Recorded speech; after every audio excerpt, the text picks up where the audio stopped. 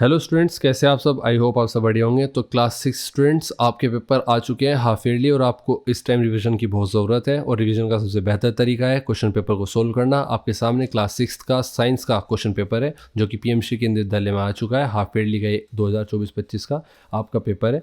2.5 घंटा मिलेंगे आपको, 150 मिनट्स, और आपको 60 नंबर का पेपर होगा। सेक्शन ए की तरफ बढ़ते हैं बिना टाइम वेस्ट किए। Welcome to concept wise YouTube channel. अब हमें बिल्कुल सीरियस होकर क्वेश्चन पेपर्स को सोल्व करने हैं, क्योंकि आपके पास इतना टाइम नहीं है और ज़्यादा से ज़्यादा सोल्व करने के लिए आपको वीडियो को चला देना है। मेरे आंसर बताने से पहले आपको अपना आंसर लिखना है, ठीक है। इस तरह से आप प्रैक्टिस करोगे। आपको ये पीडीएफ विद आंसर चाहिए तो आप डिस्क्रिप्शन में टेलीग्राम लिंक है, उसको ज्वाइन करोगे। वहाँ पर आप अपना मैसेज भेजोगे तो आपको मिल जाएगी आपकी पीडीएफ, ठीक है। क्वेश्चन नंबर 1 कहता है which of these is not a nutrient. तो न्यूट्रिएंट क्या होता है? न्यूट्रिएंट वो चीज़ है जो शरीर को क्या देती है?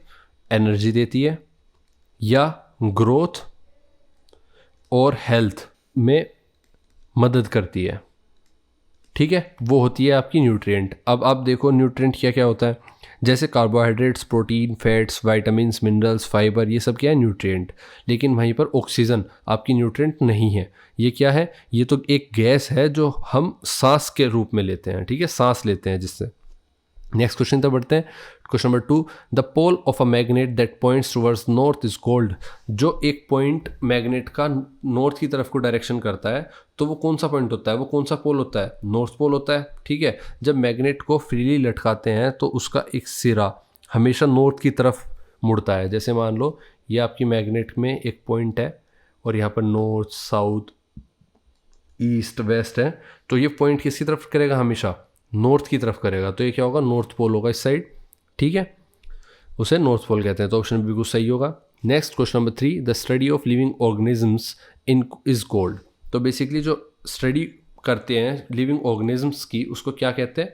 बायोलॉजी। ऑप्शन सी, बायोलॉजी कहते हैं। अगर हम जिंदा मतलब जो जीव होते हैं जिनके अंदर जान होती है उनके बारे में पढ़ते हैं, उनको क्या कहते, उसको क्या कहते हैं? उस पढ़ाई को बायोलॉजी कहते हैं। क्वेश्चन नंबर 4 पर चलते हैं। Which of these animals is amphibians. Amphibians कौन से एनिमल है?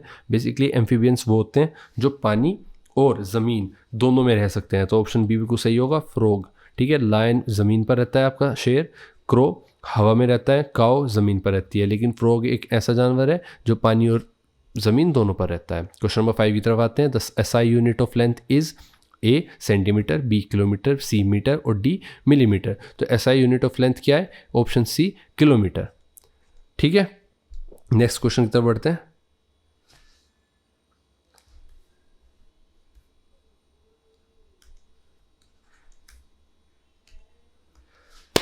तो क्वेश्चन नंबर 5 कहता है the SI unit of length is centimetre, B kilometre, C metre और डी मिलीमीटर। तो आपको पता है कि SI unit standard international unit of length. SI का मतलब क्या होता है?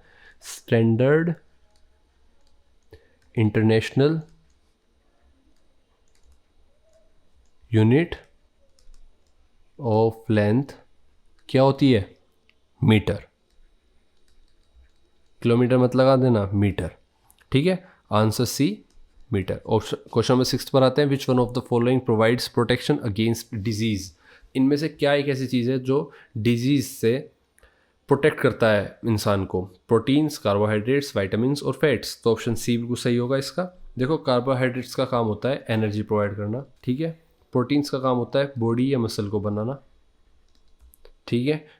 बॉडी बिल्डिंग या मसल बिल्डिंग बोल सकते हैं आप, ठीक है। वाइटामिन्स का काम होता है डिजीज़ से बचाना, प्रोटेक्ट फ्रॉम डिजीज़।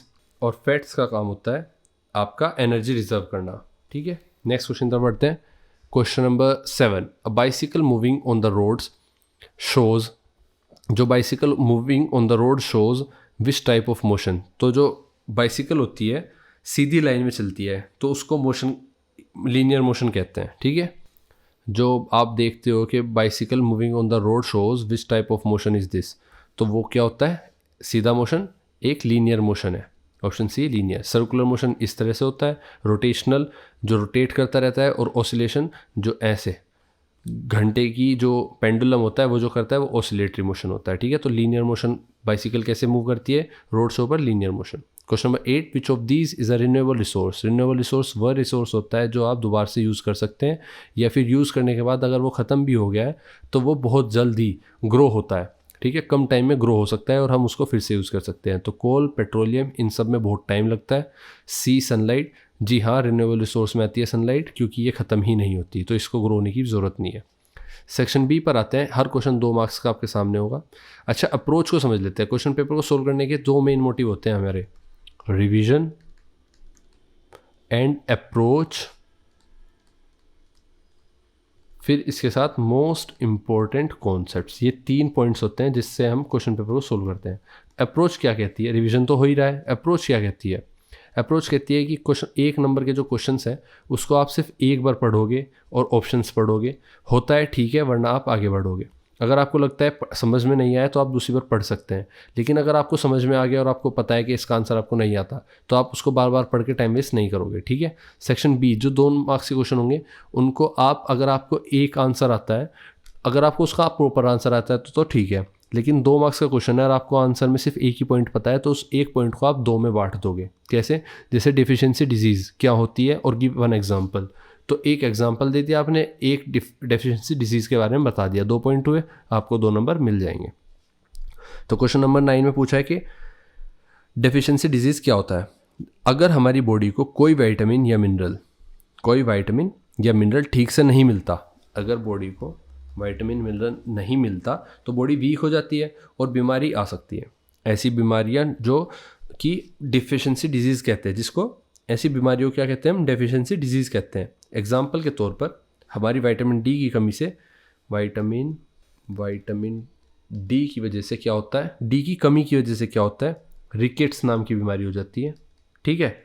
हड्डियाँ कमज़ोर हो जाती हैं, हड्डियाँ कमज़ोर होने को रिकेट्स बोलते हैं, ठीक है। ये आपका आंसर हो गया। तो इसको प्रॉपर लिखेंगे, इस प्रॉपर आंसर को लिखेंगे हम, deficiency disease are the disease. Deficiency disease वो डिजीज़ है जो होती है किसके कारण? Caused due to lack of essential, मतलब कि जो ज़रूरी न्यूट्रिएंट्स हैं, इसेंशियल न्यूट्रिएंट्स जैसे कि विटामिन्स एंड मिनरल्स, ठीक है, इन दी बॉडी। तो बॉडी में जो ज़रूरी विटामिन एंड मिनरल है उनकी कमी की वजह से जो बीमारियां होती है, उन बीमारियों क्या कहते हैं? डेफिशिएंसी डिजीज़ कहते हैं। इसी के साथ एग्जांपल आपका बताया हमने, लैक ऑफ विटामिन डी, जिसके कारण क्या होता है? कॉजेज रिकेट्स, ठीक है। नेक्स्ट क्वेश्चन तक बढ़ते हैं। Question number 10, right 2 differences between herbivores and carnivores. Basically herbivores वो होते हैं जो सिर्फ शाकाहारी खाना खाते हैं, और कार्निवोर्स वो होते हैं जो मांसाहारी खाना खाते हैं, ठीक है। आइए इनको देख लेते हैं, ये किस तरह से इसका आंसर लिखा जाएगा। तो हर्बीवोर्स, आप एक लाइन लिख सकते हैं कि हर्बीवोर्स वो एनिमल्स हैं जो सिर्फ प्लांट्स खाते हैं, और कार्निवोर्स वो एनिमल्स होते हैं जो दूसरे एनिमल्स को खाते हैं या मांस खाते हैं, ठीक है। तो एक तरफ आप हर्बीवोर लिखोगे, और एक तरफ आप कार्निवोर्स लिखोगे। इसके 2 पॉइंट्स कौन से लिखने हैं? They eat only plants and plant products. वहीं दूसरी तरफ they eat flesh of other animals. दूसरा पॉइंट एग्जाम्पल के तौर पर लिख सकते हो आप, काउ और डियर, ठीक है, गाय और आपका हिरण। यहाँ पर एग्जाम्पल लिख सकते हैं आप, lion and tiger. Next question तरफ बढ़ते हैं। क्वेश्चन नंबर 11 कहता है, here are 2 types of seeds. 2 type of seed होते हैं, what differences do you find. तो इन 2 टाइप ऑफ सीड में आप कौन से डिफरेंसेस देख पाते हो? देखो, एक वीट है, एक किडनी बीन्स है, एक राजमा है और एक गेहूं है, ठीक है। इनमें आप कौन से डिफरेंस देख पा रहे हो वो लिखना है आपको। तो जो राजमा और गेहूं के डिफरेंस है वो कुछ इस प्रकार है, मोनोकोट प्लांट होते हैं और इसके अंदर ये डाइकोट प्लांट होते हैं। ये क्या होते हैं? Dicot plant. ये आपका फाइब्रस रूट्स पैदा करता है और ये आपका टैप रूट फाइनल आपका प्रोड्यूस करता है। ये पैरेलल, यहाँ पर लिख लेते हैं साफ साफ, wheat plant has fibrous roots and parallel venation in leaves. वही दूसरी तरफ kidney beans plants has tap root and reticulate venation in leaves. ठीक है, ये 2 पॉइंट्स आपके सामने। नेक्स्ट क्वेश्चन तब बढ़ते हैं, question number 12, define motion and give one example. तो आपको मोशन बताना है क्या होता है और एक एग्जांपल के साथ इसको एक्सप्लेन करना है। तो बेसिकली जब कोई वस्तु अपनी, जैसे कि एक कार है, ठीक है, एक कार है आपके सामने, जब कोई वस्तु अपनी जगह बदलती है, ये यहाँ से यहाँ आ जाएगी, तो जो ये मूवमेंट हुआ इसको क्या बोलते हैं? मोशन बोलते हैं। पोजीशन चेंज करती है तो उसे मोशन कहते हैं। एग्जांपल के तौर पर चलती हुई गाड़ी, तो ये चलेगी इधर को, ये क्या होगी? मोशन। इसकी डेफिनेशन हो गई। इसको कैसे लिखेंगे कि when an object changes its position with respect to time, ये रिस्पेक्ट टू टाइम जरूर लिखना है आपको, इट इज कॉल्ड मोशन। समय के साथ अगर कोई चीज़ एक जगह से दूसरी जगह अपनी पोजीशन चेंज कर रही है तो वो मोशन कहलाएगा। एग्जांपल के तौर पर अ मूविंग कार। ठीक है, नेक्स्ट क्वेश्चन तरफ बढ़ते हैं। Question number 13, why should we not eat uncovered food. हमें जो अनकवर्ड फूड होता है, जो ढका नहीं होता, जो किसी चीज़ से प्रोटेक्टेड नहीं होता, उसको क्यों नहीं खाना चाहिए? तो खुला हुआ खाना जल्द ही, जैसे कि आपको पता है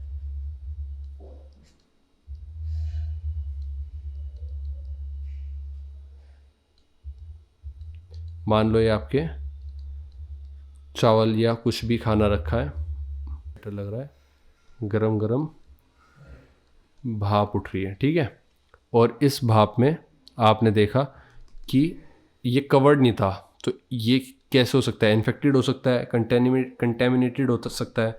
तो इसलिए क्यों नहीं खाना चाहिए? इसलिए नहीं खाना चाहिए। खुला हुआ खाना जल्दी गंदा हो जाता है, उसमें जर्म्स क्या आ जाते हैं? जर्म्स, डस्ट और इंसेक्ट बैठ सकते हैं, जिससे बीमारियां हो सकती हैं। तो वी शुड, आंसर आपका ये है, we should not eat uncovered food because it may get contaminated with dust, dirt, insects and आपके germs। ठीक है, eating such food can cause disease। ठीक है, इसलिए हमें अनकवर्ड फूड नहीं खाना चाहिए। नेक्स्ट क्वेश्चन, सेक्शन सी की तरफ बढ़ते हैं। नेक्स्ट क्वेश्चन कहता है, explain 3 characteristics of living organisms. तो लिविंग ऑर्गेनिज्म मतलब जीव, जो जीव होता है, जो आपका जीवित ऑर्गेनिज्म होता है, उसके 3 कैरेक्टरिस्टिक्स आपको लिखने हैं। ठीक है, आइए लिखते हैं। अपने कैरेक्टरिस्टिक्स हम यहीं पर लिख लेते हैं। लिविंग ऑर्गेनिज्म, जीवित चीज़ें की कुछ कॉमन खासियत है, जैसे कि फर्स्ट ग्रोथ। ठीक है, ये ग्रोथ करते हैं, जीवित चीज़ें बढ़ती रहती है, प्लांट लंबे होते हैं, बच्चा बढ़ता है। तो 3 characteristics of living organisms are, ये आप लिखेंगे। Living organisms grow in size, living organisms grow in size. दूसरा पॉइंट हो सकता है आपका रेस्पिरेशन। ठीक है, रेस्पिरेशन में आप लिखेंगे they respire to release, they respire to release energy from food. और तीसरा पॉइंट आप लिखेंगे reproduction, they reproduce to produce new organisms। नए ऑर्गेनिज्म को बनाने के लिए, वो अपने जैसे नए ऑर्गेनिज्म को बनाने के लिए रिप्रोडक्शन करते हैं, रिप्रोड्यूस करते हैं of their own kind, of their own kind, अपने जैसे और बनाने के लिए वो रिप्रोडक्शन करते हैं। ठीक है, ये 3 पॉइंट आपके हो गए। नेक्स्ट क्वेश्चन नंबर 15 तक बढ़ते हैं। Right 3 uses of compass in daily life. Compass के 3 यूजेस बताने हैं आपको डेली लाइफ में। आइए लिखते हैं, क्या यूज़ हो सकते हैं कंपास के डेली लाइफ में। यूजेस ऑफ कंपास आर, क्या हो सकते हैं। पहला हो सकता है आपका it use to find directions.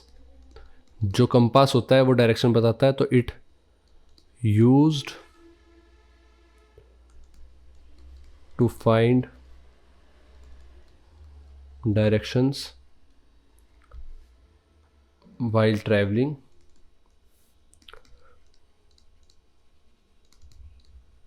दूसरा पॉइंट लिख सकते हैं आप कि it helps in navigation of ships and aeroplanes. And last it is used in map reading to know the correct direction. ठीक है, ये 3 पॉइंट आप लिख सकते हैं। नेक्स्ट क्वेश्चन तक बढ़ते हैं। क्वेश्चन नंबर 15 हो गया आपका। क्वेश्चन नंबर 16 पर आते हैं। Medu does not eat vegetables but enjoys biscuit. Medu जो है वो वेजिटेबल नहीं खाता लेकिन बिस्किट्स को इन्जॉय करता है, नूडल्स को इन्जॉय करता है एंड वाइट ब्रेड को। ही ओफन हैज़ स्टमक एक एंड कॉन्स्टिपेशन। तो उसको हमेशा ज़्यादातर क्या रहता है, पेट में दर्द रहता है और कॉन्स्टिपेशन कब्ज रहता है। What changes should he make in his diet. उसको क्या बदलाव करने चाहिए अपने खान पीन में to get rid of these problem, इन प्रॉब्लम से बचने के लिए। एक्सप्लेन करो अपना आंसर। देखो पहले तो आप समझो कि हमारा जो खाना है ना, जो हम खाते हैं नॉर्मल, जो हमारे खेतों से आता है, जो हमारा ऑर्गेनिक फूड है, जो ज़मीन से जुड़ा हुआ है, पुराने टाइम से खाते आ रहे हैं, वो क्या है, उसमें fibre, fat, protein, minerals, vitamin सब है। तो क्या होता है, पेट के लिए बहुत हेल्दी होता है। लेकिन जब हम बिस्किट्स, मतलब मैदा, मैदे में फाइबर नहीं होता, नूडल्स मैदा, मैदे में फाइबर नहीं होता, वाइट ब्रेड मैदे से बनती है, फाइबर नहीं होता, तो कॉन्स्टिपेशन और स्टमक एक तो हो गई, दर्द तो होगा ही क्योंकि उसके अंदर फाइबर नहीं है, प्रोटीन नहीं है, न्यूट्रिशन नहीं है। ठीक है, ये कारण है। तो इसको एक्सप्लेन करते हुए हम अपना आंसर लिखते हैं क्वेश्चन नंबर 16 को। तो मेदू की प्रॉब्लम है कि वो फाइबर रिच फूड, वेजिटेबल्स जैसे फ्रूट्स को नहीं खाता। बिस्किट, ब्रेड, नूडल्स में फाइबर कम होता है, इसलिए कॉन्स्टिपेशन हो रहा है। सॉल्यूशन, उसे वेजिटेबल्स, फ्रूट्स, पल्सेस खाने चाहिए, इससे डाइजेशन ठीक हो जाएगा। तो मेदू आप आंसर लिखेंगे अपना briefly. Medu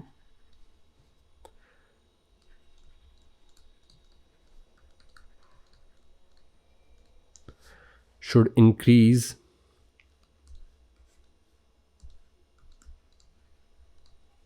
Medu should include vegetables,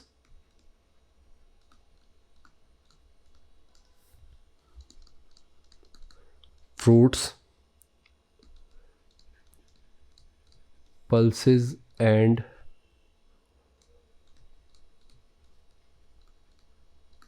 whole grain in his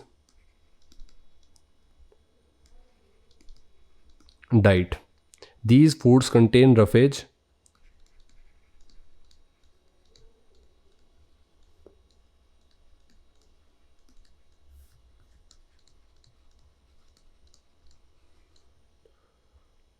मतलब डाइटरी फाइबर,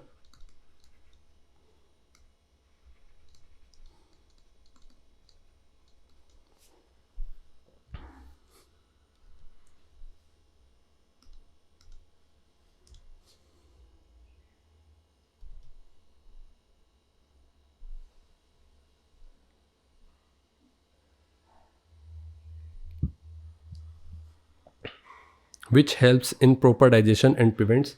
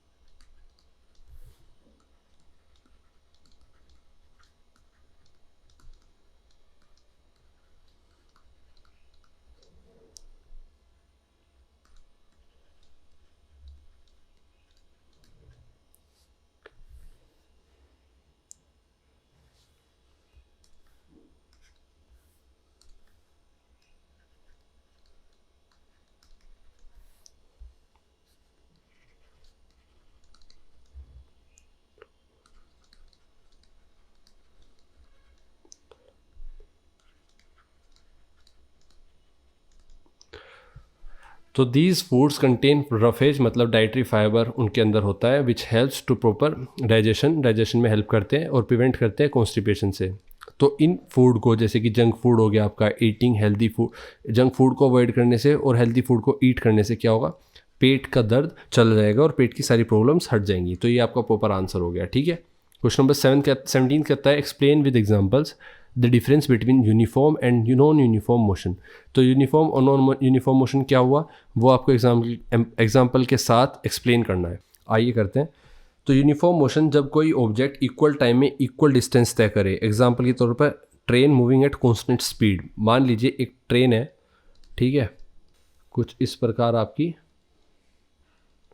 ट्रेन रहती है और ये आपका मान लो 1 घंटे में, 1 आवर में 60 किलोमीटर चलती है। तो 5 घंटे में कितनी चलेगी, 5 6 30 किलोमीटर। तो हर घंटे 60 किलोमीटर चलती है। फिर हर घंटे में 60, 1 मिनट में 60 सेकंड होती है, 60 मिनट होती है। तो हर मिनट 1 किलोमीटर चलती है। तो हर मिनट 1 किलोमीटर चलने के स्पीड से ये 5 घंटों तक चलती है। तो ये क्या हुआ, कॉन्स्टेंट स्पीड के साथ चली। तो इसको क्या बोलेंगे, यूनिफॉर्म मोशन बोलेंगे। और नॉन यूनिफॉर्म बिल्कुल उल्टा होगा, कहीं पर तेज़ चलेगी, कभी 1 मिनट में बहुत ज़्यादा चल जाएगी, कभी 1 मिनट में बहुत कम चल जाएगी। तो इस तरह से काम करती है। ठीक है, तो अब आप इसका आंसर लिख लेते हैं प्रॉपर। तो यूनिफॉर्म मोशन मेरे साथ लिखिए।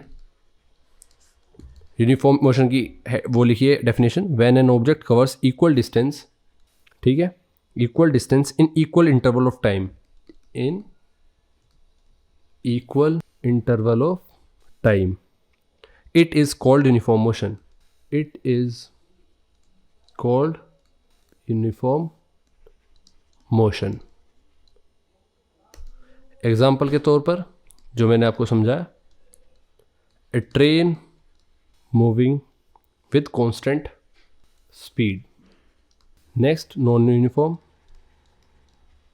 ये क्या होगा, when an object covers unequal, when an object covers unequal distance in equal interval of time, it is called non uniform motion। ठीक है, ए कार मूविंग इन ट्रैफिक, जैसे कार मूव करती है ट्रैफिक में। एग्जाम्पल आपका कंप्लीट हो गया। आइए नेक्स्ट क्वेश्चन पर बढ़ते हैं। नेक्स्ट क्वेश्चन आपका सेक्शन डी आता है। 5 मार्क्स का हर एक क्वेश्चन होगा, जिसमें 18, 19, 20 3 क्वेश्चन आपके सामने। Describe adaptations in desert animals with suitable examples. Desert में बहुत गर्मी होती है और पानी बहुत कम मिलता है। वहाँ रहने वाले जानवरों में खास एडेप्टेशंस आ गई हैं। एडेप्टेशंस मतलब पहले जो जानवर साधारण ज़मीन पर रहता है उसके अंदर कुछ गुण नहीं होते, लेकिन जब उसे मजबूरन ऐसे वातावरण में रहना पड़ता है कि वो सर्वाइव नहीं कर पाएगा, तो समय के साथ उसके अंदर कुछ बदलाव आ जाते हैं। प्रकृति में कुछ अडेप्ट कर लेता है, कुछ अपनी स्किल्स अडेप्ट कर लेता है, या कह लो आप कुछ गुण अडेप्ट कर लेता है। जैसे कोई जानवर अपनी पूंछ बढ़ा लेता है तो कोई अपने बाल। ठीक है, उसको एक्सप्लेन करते हैं। वाटर स्टोरेज, जैसे कैमल अपने शरीर में पानी स्टोर कर लेता है, फैट स्टोर करता है, क्योंकि पानी और फैट की बहुत कमी होती है डेजर्ट्स में। तो यहाँ पर डेजर्ट एनिमल की ही बात की गई है। आइए आंसर कंप्लीट लिखते हैं। तो डेजर्ट एनिमल्स के साथ क्या है, वाटर स्टोरेज। आप प्रॉपर आंसर इस तरह से लिखेंगे कुछ। क्वेश्चन नंबर 18 आपका, desert animals show special adaptations to survive in hot and dry condition. तो गर्म और सूखी जगहों पर रहने के लिए, कंडीशंस में रहने के लिए उनके अंदर कुछ स्पेशल एडेप्टेशंस आ गई है। जैसे कि कैमल स्टोर करता है, पॉइंट फर्स्ट हो सकता है आपका, camel stores water and fat in its body and can live without water for many days.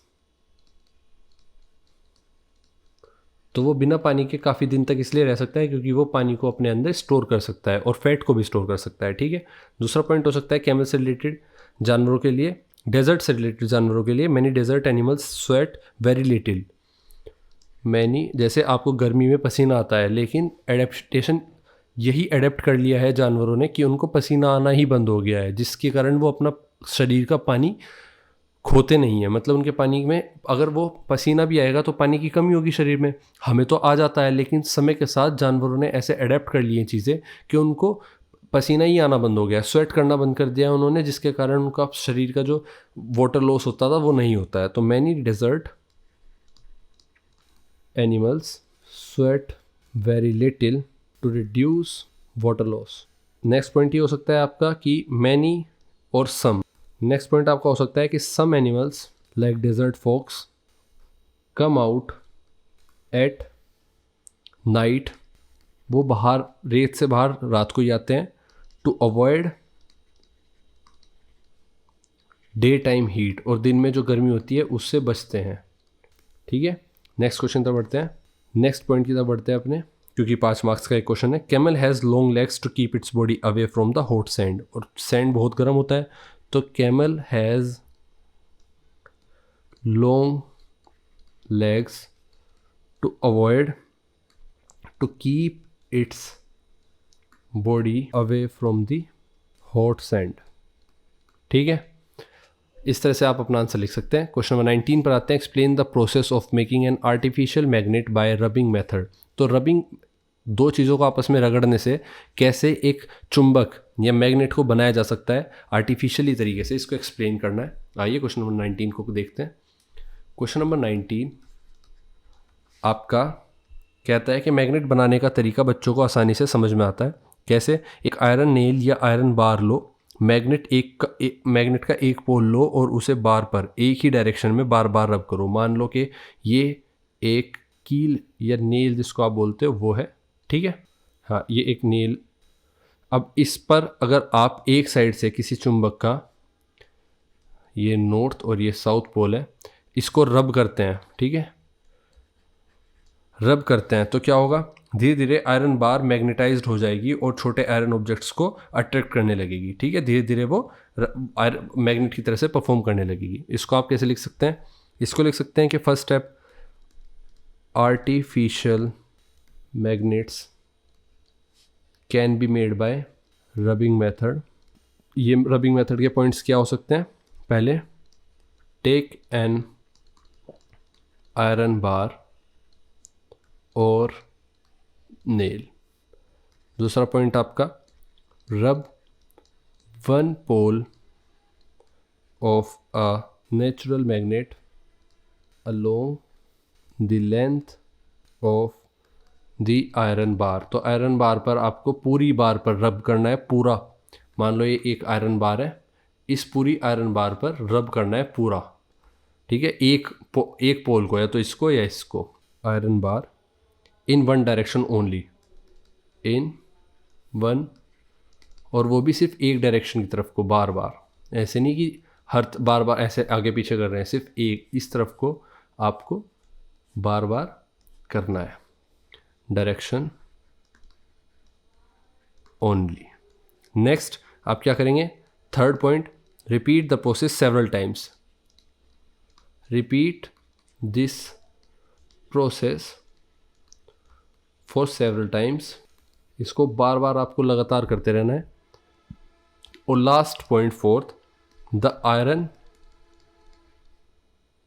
Bar becomes magnetized and starts attracting small iron objects, और फिर वो मैग्नेट की तरह बिहेव करना स्टार्ट कर देगी। तो इस तरह से आप पूरा प्रोसेस लिख सकते हो। क्वेश्चन नंबर 19 कंप्लीट हो आपका। नेक्स्ट क्वेश्चन तक बढ़ते हैं। Question number 12। क्वेश्चन 12 में कहा गया कि व्हाट आर प्रोटीन्स। प्रोटीन क्या है basically? Why are they called body building food. Body building food क्यों कहा जाता है इसको, और इसका एग्जाम्पल बताइए। तो आपको पता है कि प्रोटीन एक ऐसी चीज़ है जो मसल को बिल्ड करता है, that is why it is called body building food. Protein equal to important nutrient for our body. ये मसल और टिश्यू, मसल्स, टिश्यूज़ बनाने और रिपेयर करने में मदद करते हैं, इसलिए इन्हें बॉडी बिल्डिंग फूड कहते हैं। जैसे ये एग्जांपल के तौर पर पल्सेस, एग्स, मिल्क, मीट, इन सब में प्रोटीन मिलता है। तो आप अपना प्रॉपर आंसर लिखेंगे यहाँ पर।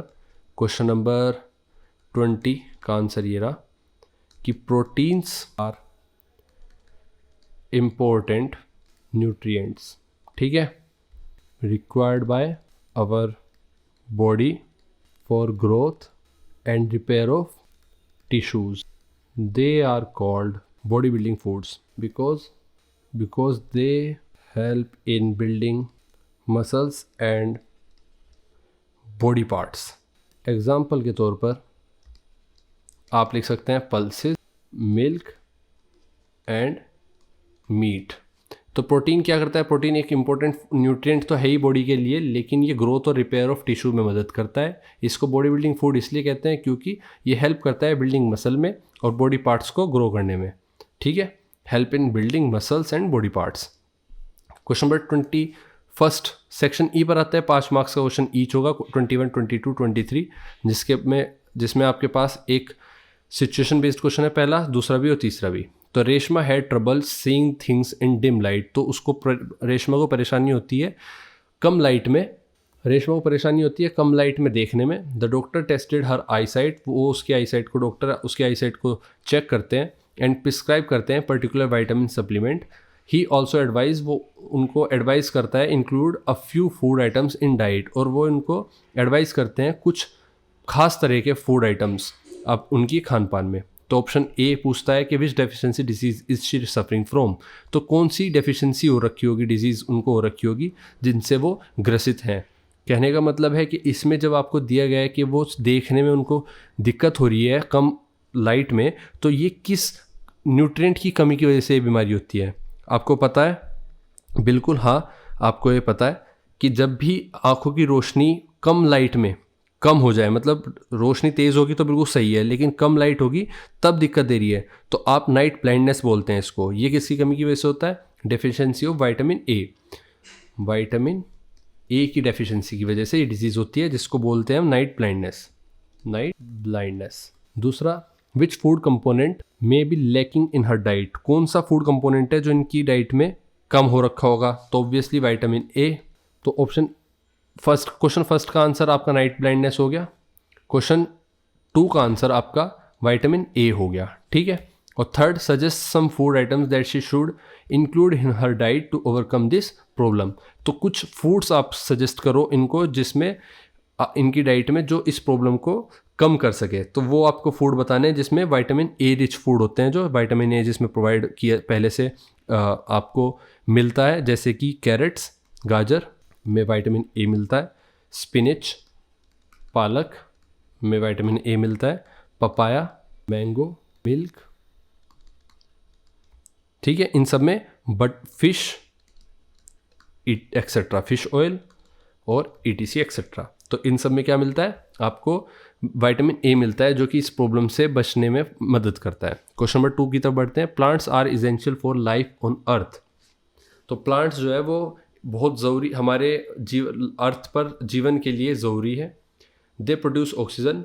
प्लांट्स ऑक्सीजन प्रोड्यूस करते हैं, ग्लूकोज प्रोड्यूस करते हैं through a process of called photosynthesis के द्वारा वो ऑक्सीजन को छोड़ते हैं और ग्लूकोज बनाते हैं। During photosynthesis plants use sunlight to convert carbon dioxide and water into glucose. तो बेसिकली आपको पता है फोटोसिंथेसिस एक ऐसा प्रोसेस है जिसमें सनलाइट आती है, प्लांट की पत्ती पर पड़ती है, ठीक है। ये आपका सूरज, सनलाइट आई, पत्ती पर पड़ी, तो सनलाइट पड़ी, कार्बन डाइऑक्साइड और वाटर को इसने कन्वर्ट किया किस में?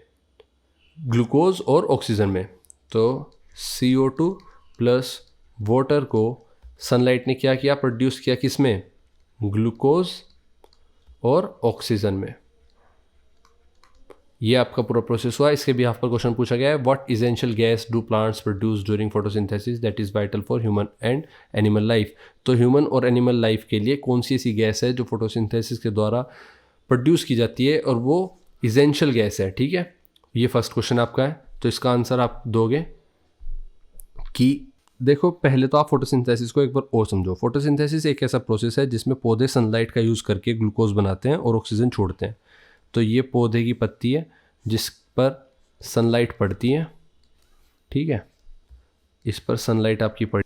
ये सनलाइट पड़ने के बाद इसने क्या किया, CO2 प्लस वाटर के साथ मिलकर क्या बना दिया, ग्लूकोज एंड ऑक्सीजन प्रोड्यूस कर दी।